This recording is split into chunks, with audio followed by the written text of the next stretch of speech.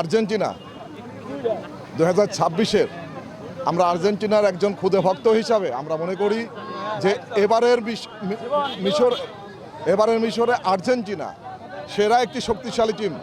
কারণ আমাদের এই বিশ্বকাপ ফুটবল 2026-এর খেলা দেখার পরে গতকাল পর্যন্ত যেটা মনে হয়েছে যে শক্তিশালী টিম হিসাবে আর্জেন্টিনা এবারও সবার ঊর্ধ্বে এবং সব এগিয়ে থাকবে।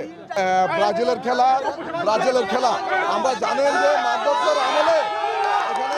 মানদত্তর আমলে এই ব্রাজিল 5টি বিশ্বকাপ বিজয়ী হয়েছে, কিন্তু বর্তমানে ব্রাজিলের যে পারফরম্যান্স এটা আসলেই ভালো না।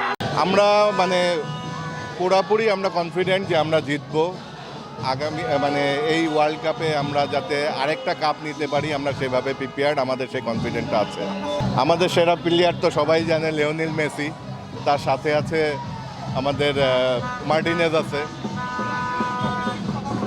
এখন কোনো দলকে ছোট করার জন্য আমরা আসলে কোনো কিছু বলছি না, তারাও ভালো খেলে, তাদেরও পারফরমেন্স ভালোই হয়, বাট তাদের যে অবস্থা এখন আমার মনে হয় না যে তারা আগামী দিনে সেকেন্ড রাউন্ডের পরে যেতে পারবে।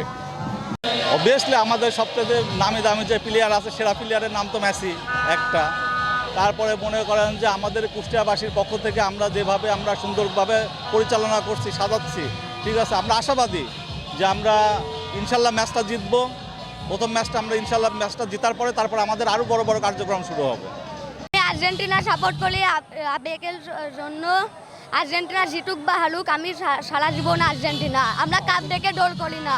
আমার আর্জেন্টিনা আমার আবেগের দল। আমার আর্জেন্টিনাকে অনেক ভালো লাগে। আমার সেরা প্লেয়ার নাম ডি মারিয়া। বিশ্বকাপ খেলা এটা শুধু বাংলাদেশ না, এটা সারা বিশ্বের জন্য একটা আনন্দের ব্যাপার। আর এটা ফুটবল বিশ্বকাপ আসলে সারা বাংলাদেশ দুই ভাগে ভাগ হয়ে যায়, একটা হচ্ছে আর্জেন্টিনা, একটা হচ্ছে ব্রাজিল।